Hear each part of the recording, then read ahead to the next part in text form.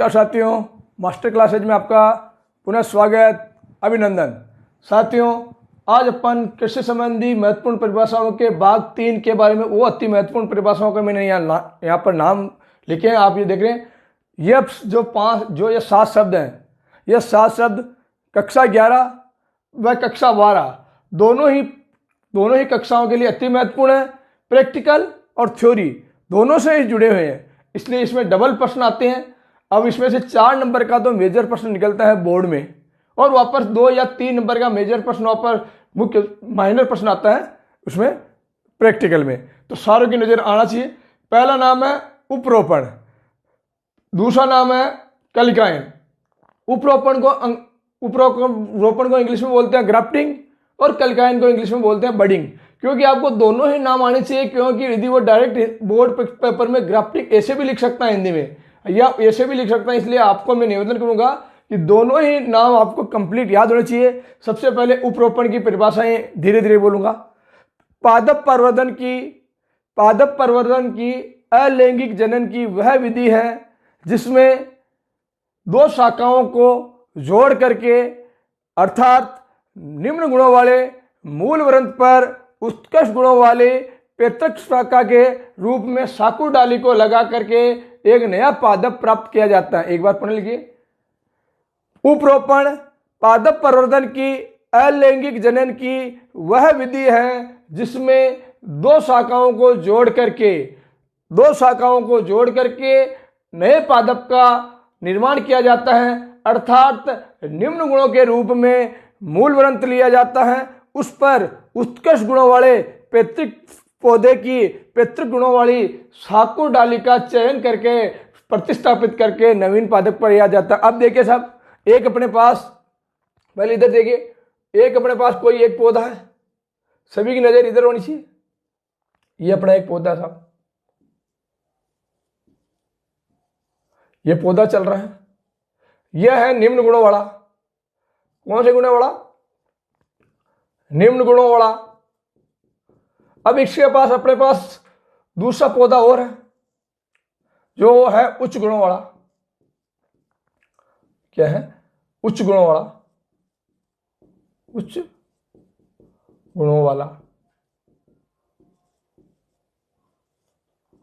तो अपन ने यह कहा है कि निम्न गुणों वाले मूल वृंत पर उत्कृष्ट गुणों वाले पैतृक पौधे के रूप में जो ये निम्न गुणों वाला होता है, इसको बोलते हैं रूट को। तो फिर अपन क्या करेंगे, सबसे पहले इन दोनों पौधों में, एक तो जो निम्न गुणों वाला मूल वृंत है, इस पर उच्च गुणों वाले शाख को इस पर प्रतिस्थापित किया जाता है। तो फिर कैसे करेंगे? सबसे पहले ये पौधा लेंगे तो इसको काटेंगे तो ये पौधा कैसे हो जाएगा साहब? ये पौधा आपको ऐसे हो जाएगा। ये पौधा है आपका मूल वृंत, इसको ही बोलते हैं रूट स्टॉक। अब यह है मूल वृंत, और कैसा है साहब? निम्न गुणों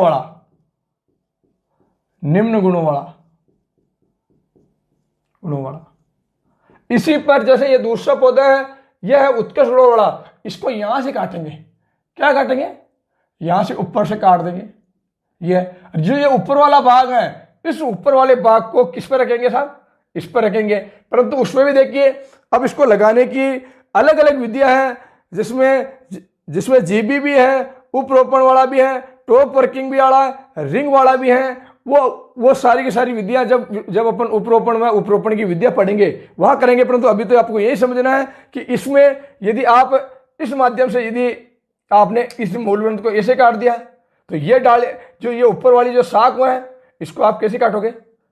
ऐसा तिरछा चीरा लगाओगे, तिरछा चीरा लगा के इसको लगा दोगे, फिर इसके ऊपर क्या करोगे आप? मोस घास लगा करके पॉलीथीन बांध दोगे। तो इसको बोलते हैं साकुर डाली। इंग्लिश में बोलते हैं सायन, SCION, सायन। आया है इंग्लिश में, एक बार आया, डायरेक्ट आ गया साइन। क्या है? ऐसे लिखा था बोर्ड परीक्षा में, साइन है, तो उसमें गया कि पादप प्रवर्धन की, उसमें आप इसमें भी लिखोगे, इसमें भी लिखोगे। आप में ये लिखो, आप बोलोगे पादप प्रवर्धन तकनीक के तहत उत्कृष्ट गुणों वाली मात्र या पैतृक, मात्र या पैतृक शाक को शाकुर डाली के रूप में काम लेते हैं, इसको बोलते हैं साइन। क्या बोलेंगे?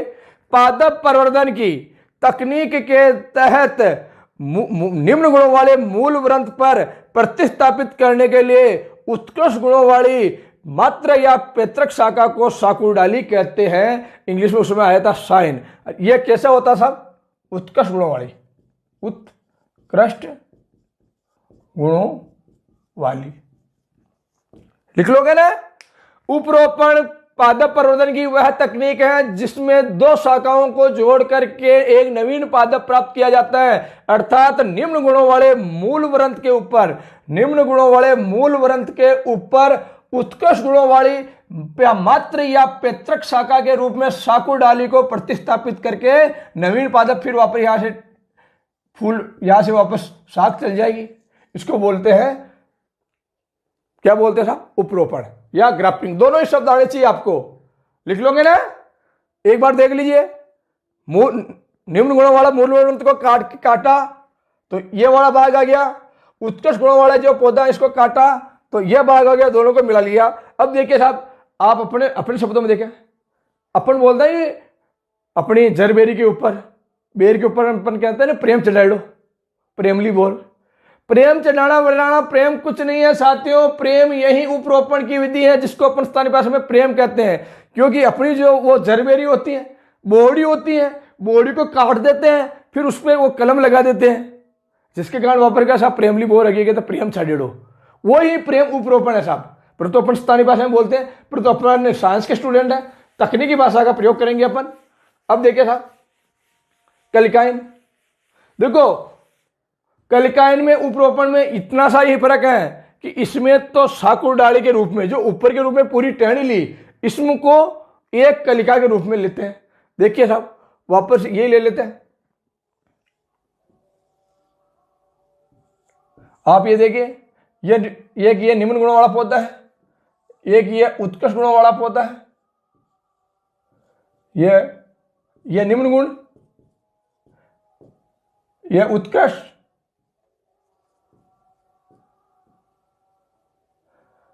अब देखिए साहब, कलिकायन पादप प्रवर्धन के अलैंगिक जनन की वह पद्धति है,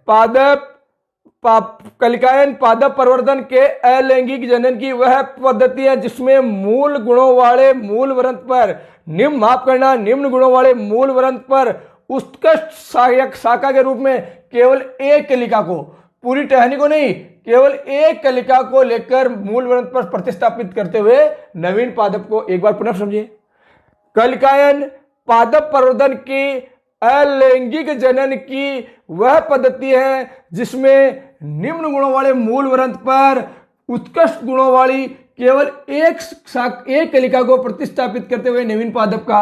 अब इसकी भी काफी सीधा ही बोर्ड में 4 नंबर का प्रश्न है, ये इसमें ग्राफ्टिंग है, बडिंग है, कटिंग है, लेयरिंग है, दाब है और उसमें है गुट्टी बांधना। इसमें से ये 4 नंबर के प्रश्न आएंगे साहब। और बोर्ड में वापस प्रैक्टिकल में भी आपको अलग से माइनर क्वेश्चन में देगा कि दिए हुए पादर्श पर टी बडिंग करके दिखाइए, दिए हुए पादर्श पर एच बडिंग करके दिखाइए, ये उसमें भी आएगा मित्रों। तो फिर आप क्या करोगे?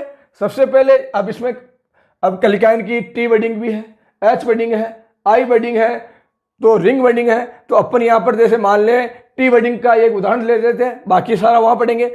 जो अपने मूल वृंत हैं, चाकू की सहायता से इस पे पहले टी बनाते, पहले तो आधा चीरा लगाएंगे, फिर 2 से 3 सेंटीमीटर का खड़ा चीरा लगाएंगे, फिर चाकू से खोलेंगे साहब, इस पे टी बना देंगे। इस निम्न गुणों वाले मूल वृंत पे काटना नहीं है, मूल वृंत पर आधा चीरा लगाया 2 से 2.5 सेंटीमीटर का, जो कट लगा इसी नाप की 2 से 2.5 सेंटीमीटर की एक कलिका है, इसको काटेंगे साहब, इसको ऐसे काट लेंगे। चाकू चलाओगे, चाकू तो ये ऐसे निकल जाएगी, तो ये कैसे निकल जाएगी साहब? ये कलिका ऐसे निकल जाएगी।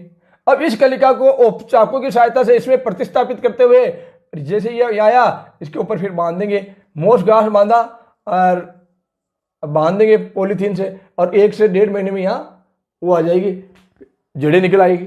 तो आपको ध्यान रखना है कि कलिकायन पादप प्रवर्धन की उपरोपण की, माफ करना, कलिकायन पादप प्रवर्धन के अलैंगिक जनन की वह पद्धति है जिसमें निम्न गुणों वाले मूल ग्रंथ पर उत्कृष्ट गुणों वाली साकुर डाली के रूप में केवल एक कलिका को प्रतिस्थापित करते हुए नवीन पादप प्राप्त करना, इसको बोलते हैं कलिकायन। अब देखिए साहब, कटिंग क्या बोलते हैं? कटिंग, कलम। अब क्या बोलेंगे? जड़, तना, पत्ती को पौधे से अलग करके उसको उपयुक्त माध्यम में लगा करके जड़ें प्राप्त करना। एक बार बोलो, पौधे के जड़, तना, पत्ती को पौधे से अलग करके उपयुक्त माध्यम में लगाकर नया पादप प्राप्त करना कलम कहलाता है। आपको पता है कलम, सारी के अपन कलम लगाते हैं, टहनी लगाते हैं, टहनी को लिया और उसको लगा दिया। जैसे पत्ती के रूप में भी आता है, पत्ती के रूप में ब्राइलोफाइलम है, पत्थर चट्टा उसकी, तो पत्ती किस पत्ती से ही नए पौधे निकलते हैं। अब उसके बाद आता है दाब। क्या आता था? दाब, जिसको इंग्लिश में भी ध्यान रखना, लेयरिंग आ सकता है मित्रों, दाब या लेयरिंग ऐसे लिखा आ सकता है। मैं इसीलिए कह रहा हूं इंपॉर्टेंट, पूरा ध्यान आपका एकाग्र बोर्ड पे होना चाहिए, बाकी त्रुटि गलती कर दोगे आप। दाब, मात्र पौधे की किसी भी टहनी या शाखा को क्या लिखोगे? दाब पादप प्रवर्धन की वह तकनीक है, दाब पादप प्रवर्धन की वह तकनीक है जिसमें मात्र पौधे की किसी भी शाखा या टहनी को पौधे से अलग किए बिना कृत्रिम माध्यम से जड़ें उत्पन्न करना। एक बार पुनः, दाब पादप प्रवर्धन की वह तकनीक है जिसमें मात्र पौधे की किसी भी शाखा या टहनी को उससे अलग किए बिना कृत्रिम रूप से उसमें जड़ें उत्पन्न करना दाब कहलाता है। दाब के भी 4-5 प्रकार है साहब, दाब के भी 4-5 प्रकार है। जैसे पहला एक साधारण दाब, साधारण दाब हो गया मित्रों। उसके बाद हो गया शीर्ष दाब, शीर्ष दाब हो गया मित्रों। उसके बाद हो गया सर्पाकार, सर्पाकार दाब। उसके बाद हो गया ट्रेंच, ट्रेंच या नाली दाब। उसके बाद हो गया स्टूलिंग, माउंट या स्टूलिंग, माउंट या स्टूलिंग। अलग से ही बोर्ड में आ सकता है मित्रों, अलग से ही बोर्ड में आ सकता है, सबकी ध्यान आती है। दाब की परिभाषा आपने बोल दी कि दाब पादप प्रवर्धन की वह तकनीक है जिसमें मात्र पौधे से शाखा को अलग नहीं करते हैं, उसी में ही अपन ये नया पादप प्राप्त करते हैं। इसमें की 5 विधियां हैं: साधारण दाब, शीर्ष दाब, सर्पाकार दाब, ट्रेंच या नाली दाब, माउंट दाब। साधारण दाब क्या होता है मित्रों? साधारण दाब पादप दाब प्रक्रिया की वह विधि है जिसमें मात्र पौधे की कोशिका को, जो 9 से 12 महीने पुरानी कोशिका है, टहनी है, 9 से 12 महीने पुरानी जो टहनी है, उस पर 2 से 2.5 सेंटीमीटर की छाल को निकाल देते हैं और मिट्टी में दबा देते हैं। देखिए साहब, जैसे ये अपना कोई पौधा है, अब सबकी नजर इधर होनी चाहिए। ये अपना एक पौधा है साहब, ये अपना मात्र पौधा है, मात्र पौधा। पौधे की कोई भी एक शाखा जा रही है, कोई भी एक शाखा है, ये कोई लंबी शाखा है, शाखा में 9 से 12 माह पुरानी। अब इसमें से जैसे ये शाखा है, शाखा के बीच में से अपन क्या करते हैं? छाल को हटा देते हैं। ये इतनी सी छाल है, छाल को निकाल दिया, कितनी? 2 से 2.5 सेंटीमीटर, 2 से 2.5 सेंटीमीटर। फिर इसको क्या करते हैं? इसको क्या करते हैं? यहां से मोड़ी और इसको क्या करते हैं? मिट्टी में दबा देते थे। क्या करते हैं बाद में? मिट्टी में दबा देते साहब। यहां से छाल हटी हुई है, मिट्टी में दबा दिया, और मिट्टी में दबाने से यहां पर वापस जड़ें आ जाती हैं, यहां से वापस नया पौधा आ जाता है, इसको काट लेते हैं, नया पौधा। यह है साधारण दाब। शीर्ष दाब क्या होता है साहब? शीर्ष दाब जहां तक हो तो ये एक चमेली है या ब्लैकबेरी के पौधे हैं, इनमें पौधे के शीर्ष भाग में, टहनी के शीर्ष में 2 से 2.5 सेंटीमीटर की जो टहनी होती है, इस टहनी के शीर्ष में शीर्ष दाब सामान्यतः कलम या सामान्यतः चमेली या ब्लैकबेरी में प्रयोग की जाती हैं। इसमें कोमल टहनी के अग्रभाग को मोड़ करके, तोड़ करके भूमि में लगा देते हैं और वहां से नवीन पादप प्राप्त करते हैं। इसको बोलते हैं शीर्ष दाब। सर्पाकार दाब, सर्पाकार दाब भी सामान्यतः साधारण दाब का ही एक रूप है। साधारण दाब में जहां पर एक जगह से ही अपने छाल हटा करके नवीन पादप प्राप्त किया, परंतु सर्पाकार दाब में 2 या 3 जगह से 2 से 2.5 सेंटीमीटर की छाल हटा देते। या जैसे जैसे ये अपनी टहनी है, ये अपनी टहनी है, ये अपनी टहनी है, यहां से भी छाल हटा दी, यहां से भी छाल हटा दी, यहां से भी छाल हटा दी। फिर इसको क्या करते हैं, इसको मिट्टी में दबाएंगे। ये मिट्टी में दबा दिया, फिर वापस ये मिट्टी में दबा दिया, फिर वापस ये मिट्टी में दबा दिया। देखिए, अब देखिए साधारण दाब में तो केवल यह था, यह था साधारण दाब एक जगह से। साधारण दाब क्या था, एक जगह से आपने मिट्टी हटाई, ये हटा दी। इसमें कितनी जगह से हटा दिया आपने छाल, 2 या से 3 जगह पे, और वापस इसको मिट्टी में दबा दिया। साबत इसको मिट्टी में बदल दिया तो इसमें से अलग। तो अपन क्या लिखते हैं, आप लिख सकते हैं सर्पाकार दाब। सर्पाकार दाब साधारण दाब का ही एक रूप है। इसमें 2 से 3 जगह से छाल हटाई जाती है और वहां पर मिट्टी में दबाया जाता है। ये देखिए सांप की आकृति दिखाई दे रही है, 2 से 3 पौधे एक साथ हैं। यह है सर्पाकार दाब। अब है साहब ट्रेंच या नाली। सामान्यतः इसको सेव या एप्पल में प्रयोग की जाती है। सेव या एप्पल में इसमें पौधे की लचीली शाखा को पूरी, ट्रेंच का मतलब होता है नाली, खाई खोदा ना अपन मकान बना की नाली, उसी प्रकार नाली होती है साहब। तो ट्रेंच या नाली दाब प्रवर्धन की वह तकनीक है जिसमें किसी भी शाखा का पूरा भाग को नाली में दबा देते हैं। उसके हर एक पर्व से, हर एक संधि से जड़ निकलती हैं, नवीन पादप कहते हैं। इसको बोलते हैं नाली। एक पूरी की पूरी, जैसे ये शाखा है, पूरी की पूरी शाखा को खाई में डुबो दी और मिट्टी में ढक दिया साहब, मिट्टी में ढक दिया। था जहां जहां पर भी ये पर्व है, जहां जहां पर भी ये पर्व संधियां है, वहां से ही नए नए पादप हैं। तो आप क्या लिखोगे, ट्रेंच या नाली विधि दाब प्रवर्धन की वह तकनीक है जिसमें पौधे की पूरी लचीली शाखा को नाली खोद करके सीधी उसमें भूमि में दबा देते हैं। सामान्यतः यह तकनीक नाशपाती में, इनमें प्रयोग में ली जाती है। जिससे ही इसको नाली में दबाए तो जितने भी पर्व है वहां से नवीन पादप निकलता रहता है, नवीन पादप निकलता रहता है। आगे आप एक बार इसको देख लो, आपको ये साधारण दाब है, एक जगह से आ गया।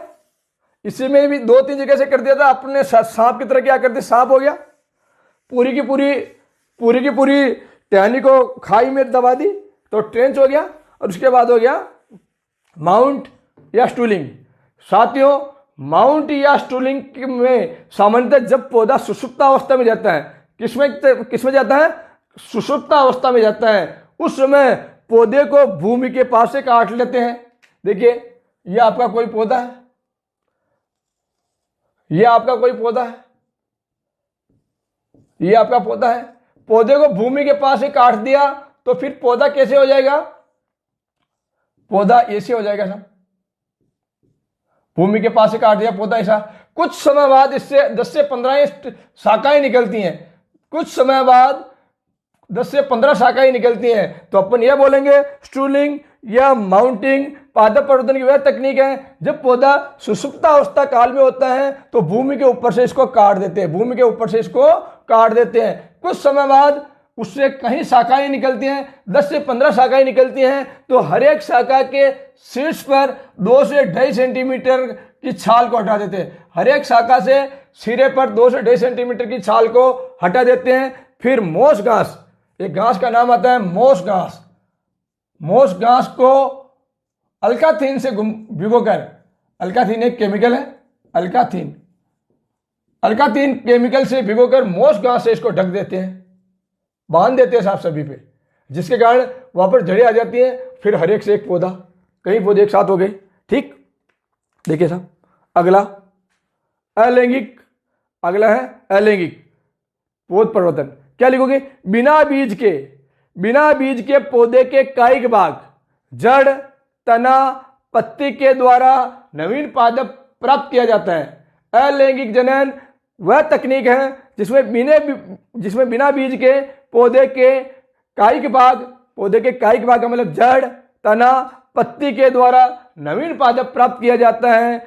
इसे हम वानस्पतिक प्रसारण भी कहते हैं। अब आप देखिए अंत में उत्तक संवर्धन तकनीक। उत्तक संवर्धन आ सकता है मित्रों, जाते ही 2 नंबर में बोर्ड में। उत्तक संवर्धन तकनीक वह तकनीक है उत्तक संवर्धन एक नवीन तकनीक है। उत्तक संवर्धन एक नवीन तकनीक है जिसमें पौधे की एक कोशिका से नवीन पादप प्राप्त किया जाता है। एक शब्द आएगा यहां, मैं उसको भी लिखना पड़ेगा, टोटियोपोटेंसी लिखना पड़ेगा।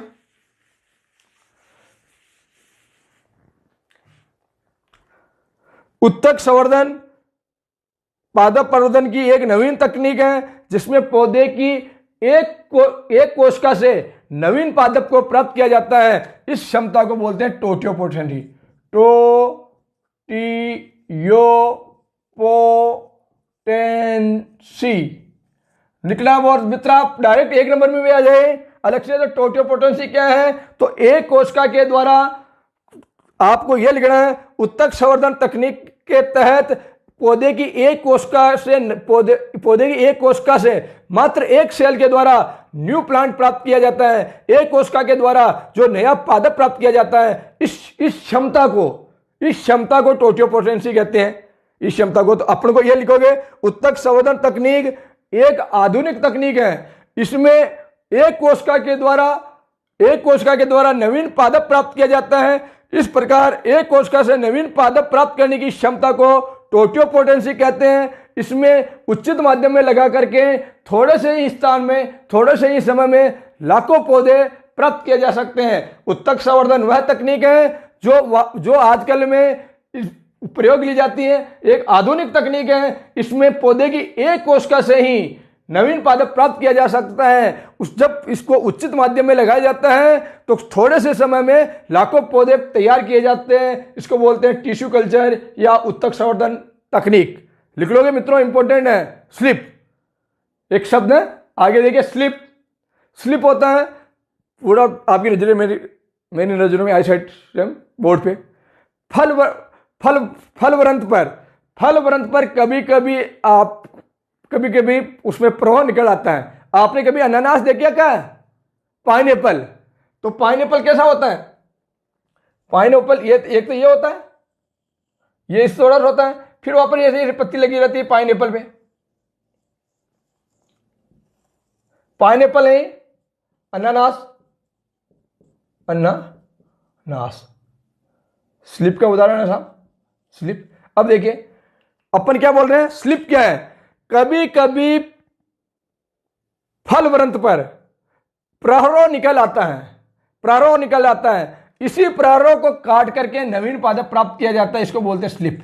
जैसे ये अनानास है, अनानास का जो ऊपर का या हार्ड भाग है, इसको काट लिया और इसको वापस लगा दिया, इससे अपन को नवीन पादप प्राप्त होता है। तो स्लिप पादप प्रवर्धन की वह तकनीक है जिसमें कभी कभी फल वृंत के ऊपर प्रारोह निकल आता है। इसी प्रारोह को फल से अलग करके भूमि में लगा देते हैं, तो वहां पर यह नया पादप प्राप्त होता है। इसको बोलते हैं स्लिप। इसलिए साथियों, अपन ने आज उपरोपण की परिभाषा पढ़ ली, कलिकायन पढ़ लिया, कलम पढ़ लिया, दाब पढ़ लिया। अप्रत्यक्ष या प्रत्यक्ष रूप से 5 नंबर का आज का मैटर अपना 5 नंबर का है, दोनों ही क्लासों के लिए। चाहे कक्षा 11 हो, चाहे कक्षा 12 हो, चाहे नेट की तैयारी कर रहे हो, चाहे जीआरएफ की तैयारी कर रहे हैं, चाहे जेट की तैयारी कर रहे हैं, हर एक परीक्षा से यह प्रश्न है। साथियों, यदि आपको लगता है कि मेरा यह किया हुआ प्रयास आपके लिए, आपके दिल को छुआ, लाइक का बटन दबाइए। यदि आप मेरे चैनल से पहली बार आए हैं तो आप इसको सब्सक्राइब कीजिए और पास लगे घंटे के बटन को प्रेस कीजिए, जिसके कारण और भी कोई नवीन विषय वस्तु पर यदि कोई वीडियो बने तो तुरंत आप तक पहुंचाए। क्या कि जब तक आप सब्सक्राइब और बेल के आइकन को नहीं दबाओगे तो आप तक ये वीडियो नहीं आएगा। यदि आपको उचित लगता है तो आपके किसी और मित्र को, कोई और यदि एग्रीकल्चर से आपका कोई भाई बहन पढ़ रहा है तो उसको भी आप शेयर कीजिए। घर बैठे तैयारी कीजिए। Best of luck. जय हिंद, जय भारत।